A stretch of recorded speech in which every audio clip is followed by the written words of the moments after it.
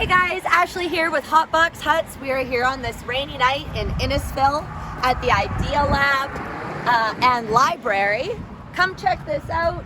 This is this year's art installation with a whole bunch of local artists and kids making these beautiful fish that if you're lucky enough you'll see out on the water next year. We've got ones from Gabriella. We've got this one, Library Love, sharing the library love in Innisfil. We've got one here from Michaela. Gorgeous one from Wendy and Rowan. This is so great, guys. So many different fish, so much talent. Next year, you can actually fish out of this hut on Lake Simcoe. But this year, this ice season, you can come fish out of any of our art huts. And with the weather like this, hopefully this rain turns to snow and we will see you out on the hard water.